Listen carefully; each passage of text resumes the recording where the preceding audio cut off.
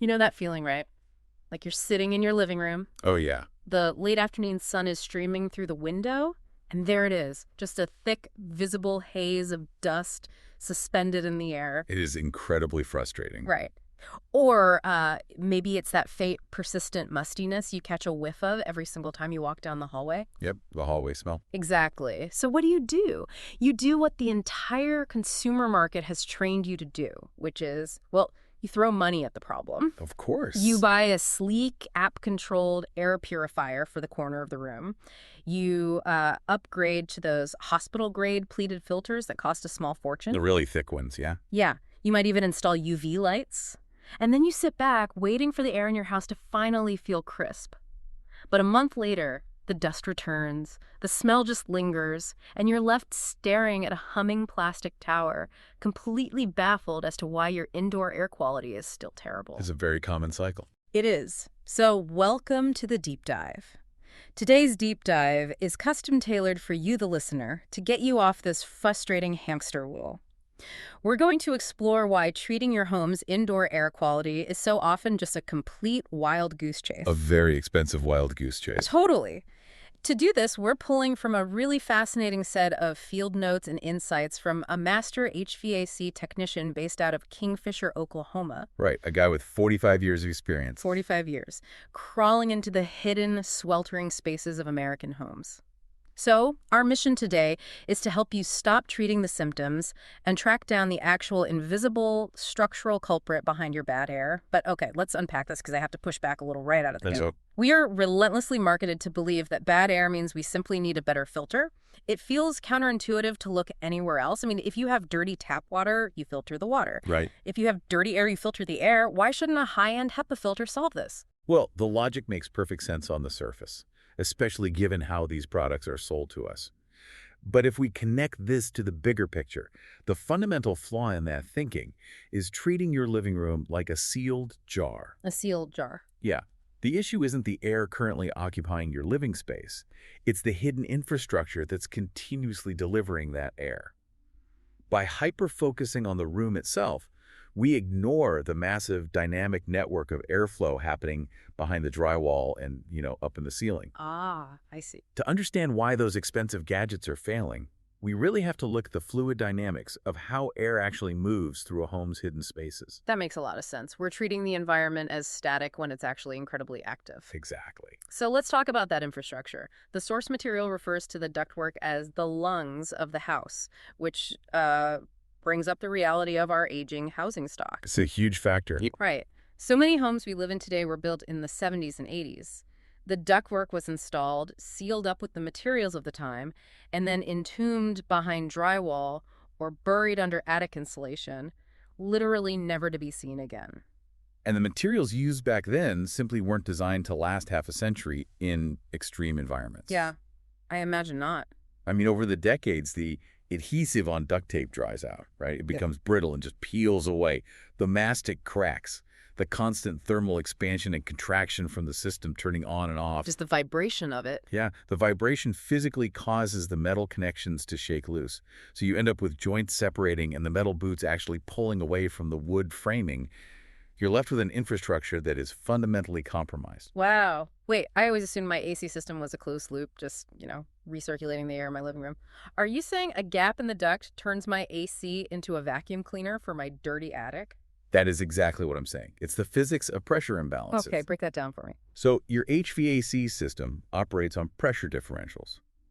The blower fan creates negative pressure, basically suction on the return side to pull air from the house, and then it creates positive pressure on the supply side to push the conditioned air back out. Right. If there's a breach on the return ductwork, which is usually located up in an attic or down in a crawl space, that negative pressure sucks in the surrounding environment. Like drinking from a cracked straw. Perfect analogy. Mm-hmm. The projection pulls in the air right around the crack, and the environment up there is brutal. Yeah, our master technician from Oklahoma notes that attics in July regularly hit 130 degrees. It's essentially an oven. So the system isn't just pulling in a little extra air, it's actively inhaling 130-degree superheated air. along with like microscopic fiberglass particles from the insulation, pulverized insect casings, and whatever dust has settled up there since the Reagan administration. And it pulls all of that directly past the system's defenses and pumps it into the living room. Oh, wow. So you're not just breathing stale room air? No, which completely reframes the consumer frustration we started with. When you're sitting on your couch sneezing, you aren't breathing room air that just needs a quick pass through a standalone purifier. You are literally breathing the attic. That is so gross. Yeah, the HVAC system has essentially been converted into an industrial vacuum cleaner, importing contamination from the dirtiest, most extreme space in the home and injecting it directly into your breathing zone. So buying a living room air purifier to fight that is completely futile. Completely. It's trying to bail out a sinking boat with a teaspoon while the hull is ripped open. You're fighting a continuous pressurized stream of new contaminants. And the mechanical strain on the equipment is staggering, too. Yeah. I mean, this system was calibrated to cool 75-degree air from your hallway down to 55 degrees. Right. Suddenly, it's being forced to cool 130-degree air. The compressor just runs endlessly, fighting a thermal load it was never designed to handle, which, of course, dramatically shortens the lifespan of the entire unit. Man, okay. So we've established that pumping dry attic dust and fiberglass into the house is a massive problem. But the field notes emphasize that the real destruction, the systemic failure, begins when we introduce moisture into these compromised lungs. Yes, moisture is the real enemy here. Let's dive into the psychrometrics of this, because the interaction between temperature drops and seasonal humidity seems to be where things get incredibly expensive. Absolutely. Dust is a severe irritant, sure, but moisture is the catalyst for structural damage. Let's look at the transition into spring and early summer. Okay. In humid climates, those leaky return ducts aren't just pulling in hot air, they're importing an enormous volume of water vapor. And the inside of the ductwork is cold metal because the air conditioner is actively running. We're setting up a massive condensation event. Exactly the same physics as a glass of ice water sitting on a patio table in July. It just sweats. Right. When that hot, humid attic air breaches the duct and hits the 55-degree conditioned airstream and the chilled metal surfaces, the air reaches its dew point. It physically cannot hold the moisture anymore. So it turns to water. The vapor condenses into liquid water right inside the ductwork. And since ducts are rarely perfectly level, you end up with standing water pooling in the low spots. Standing water inside the ventilation system, that's a nightmare. Combined with the organic dust and skin cells that are also being pulled in, that creates a perfect, dark, wet incubator. It's the ideal environment for biological growth. Mold and mildew begin to colonize the interior of the duct system. And every time the blower motor kicks on, the negative pressure pulls in more food for the mold. Wow. And the positive pressure blasts the reproductive spores into every room of the house. That explains the smell. It's not just stale air. The mustiness people smell is actually microbial, volatile, organic compounds, MVOCs. It's the off-gassing produced by the biological growth actively digesting organic matter inside the dark ductwork. You're smelling the byproduct of an ecosystem thriving in your ceiling. What's fascinating here is how this moisture invasion triggers a cascading systemic failure. What do you mean? The ductwork is just the delivery method. The actual mechanical equipment takes the brunt of the assault. Think about the evaporator coil inside the HVAC unit. Its primary function is sensible cooling, lowering the temperature. But its secondary function is latent cooling, which is removing humidity from the air. Right. The coil pulls the moisture out, it drips down into the drain pan, and flows outside through the primary condensate line. Under normal conditions, yes. The system's sized to handle the latent heat load of a relatively sealed house. But when leaky ducts import unlimited humidity from the outside atmosphere, the latent load skyrockets past the system's design capacity. It just can't keep up. Exactly. The evaporator coil sweats profusely. The drain pan is suddenly forced to manage gallons of water a day instead of a slow, manageable drip. And add in the dirt and fiberglass we talked about earlier, which is blowing past the compromised filter housing and sticking to that wet coil. Yes, it turns into a sludge. That dirt washes down into the pan, turns into mud, and completely clogs the primary condensate line. And then the water has nowhere to go. The pan fills up, and over time those galvanized metal pans rust out, or the plastic ones just crack under the stress. The water overflows the unit entirely. Oh, man. This leads to a massive, expensive realization for many homeowners. They walk down their hallway, look up, and see a huge, spreading brown water stain blooming across their drywall. The phantom roof leak. The phantom roof leak. They immediately assume a roofing shingle blew off during a storm. They call a roofer out, the roofer inspects the flashing, finds absolutely nothing wrong with the weatherproofing, and leaves everyone completely confused. Because the storm didn't come from the sky. It came from the HVAC system overflowing in the attic, entirely driven by the fact that unsealed ducts imported too much humidity. That is wild. This is precisely why building codes now heavily emphasize secondary drain pans under attic units, complete with float switches that shut the system down if water is detected. Right, a failsafe. But relying on the failsafe still ignores the root cause. Yeah. If that primary pan is constantly overflowing, you have to investigate the humidity source, which invariably leads back to the ductwork. So when people smell that vague mustiness in the hallway, they're essentially smelling an invisible, swampy puddle floating in the ceiling right above their heads. That is a very vivid but very accurate way to put it. Well, this escalates the stakes dramatically. We went from an annoying layer of dust on the coffee table to structural water damage and rotting drywall, all originating from the exact same hidden source. It really does. Since these humid puddles and broken connections are hidden under mounds of insulation in a sweltering attic, how does a homeowner actually diagnose this before the ceiling caves in? The master technician outlines 4 specific diagnostic symptoms that point directly to compromised infrastructure rather than just, poor air quality. Okay, let's hear them. The first is a thermodynamic red flag, severely uneven temperatures. If one bedroom is a freezing cave and the office at the end of the hall is a sauna, it's rarely a refrigerant issue. Air takes the path of least resistance. Right. If there's a major leak in a supply run, the static pressure in the duct plummets.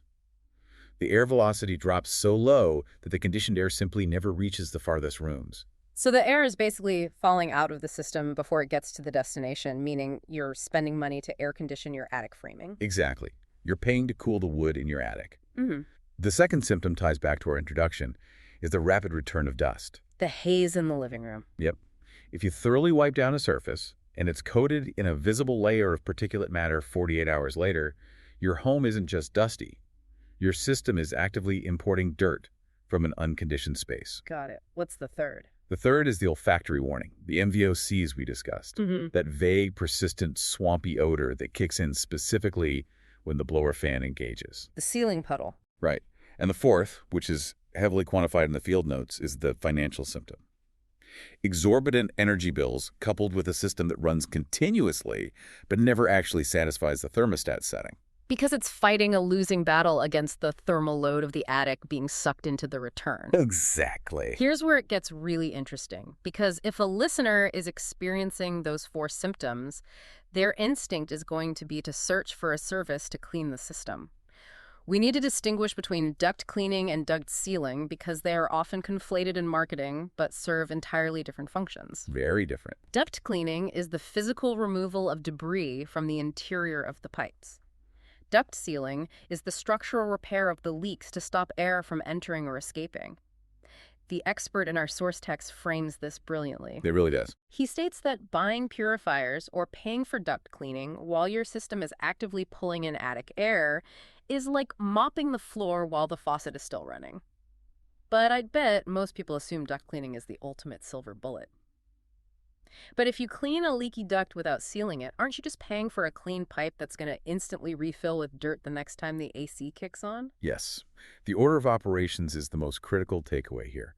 If you hire a company to run a heavy-duty rotary brush and vacuum through your ductwork, they will undoubtedly pull out a lot of dirt. Sure. But if those ducts are leaky, you've merely paid for the temporary illusion of a clean pipe. The very next time the thermostat clicks on, the negative pressure resumes, and it immediately starts sucking the attic fiberglass and crawl space dirt right back into your freshly scrubbed ducts. You're treating the symptom while actively ignoring the mechanism that caused it. And to be fair to the IAQ industry, equipment like whole home HEPA bypass filters, UVC germicidal lights, and heavy-duty metering cabinets are highly effective technologies for people with severe allergies or asthma. But they only work in a closed system. They are phenomenal tools for scrubbing the baseline air inside the living envelope. But they will always be overwhelmed if the envelope itself is compromised. Throwing high-end technology at a mechanical infiltration problem is an astonishing waste of resources. You must fix the structural integrity of the lungs first. So we understand the physics of the leaks, the psychrometrics of the mold, and the critical order of operations. Let's map out the blueprint for action. How does a homeowner quantify this and actually get it repaired? What does a legitimate diagnostic process look like? Well, a proper diagnostic requires a technician to physically enter the unconditioned spaces.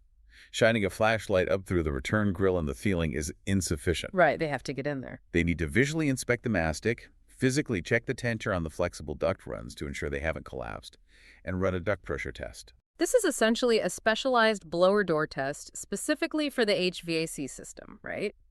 Pressurizing the ducts to measure exactly how much air is escaping. Yes, it completely eliminates the guesswork. A duct blaster test quantifies the leakage rate, allowing the technician to calculate exactly how much capacity you're losing. And then what? Once the leaks are identified, the solutions scale with the severity. Minor leaks at the joints are treated with specialized mastic, a thick, paste-like sealant that hardens over the gaps, or highly rated foil tape.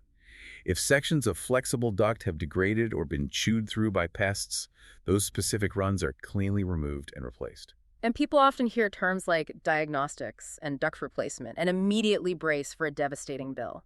But we need to look at the economics of proactive maintenance. We really do. Paying for a comprehensive system diagnostic and having the ductwork sealed might cost a few hundred to a couple $1,000s, depending on the house. But compare that investment to the alternatives. The return on investment is undeniable when you factor in the avoided catastrophes. Yeah. You're eliminating the cost of a blown compressor that died prematurely from operating under excessive head pressure. Right. You're bypassing the emergency drywall and flooring repair from a flooded ceiling.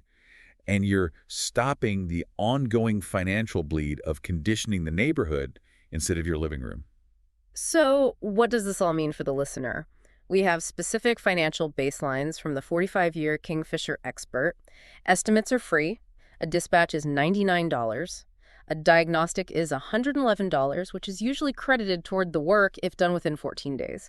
A full tune-up that looks at the whole system's interaction is $229. Exactly. Not to mention the money saved by not replacing your $300 living room air purifier filters every 3 weeks because they're choked with attic dust. This raises an important question regarding the timing of these interventions. The source material stresses that the critical window for this level of proactive maintenance is the spring. You want to audit your infrastructure when the weather is temperate. You want to find the cracked straw before you absolutely need the milkshake to survive the heat. Waiting until the middle of July to discover your system is fatally compromised is a recipe for an expensive, highly stressful emergency. HVAC dispatch boards are overflowing during a heat wave. A minor inefficiency found in April can be thoughtfully repaired. That same inefficiency in July manifests as a complete system shutdown when you need it most. That makes total sense.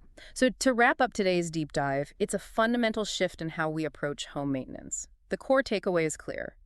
Never deploy a technological solution until you've verified the structural integrity of the system. Stop trying to outfilter a broken pipe. The foundation dictates the success of everything built on top of it. If the home's respiratory system is breached, surface-level treatments will fail every single time. Check the lungs of your house.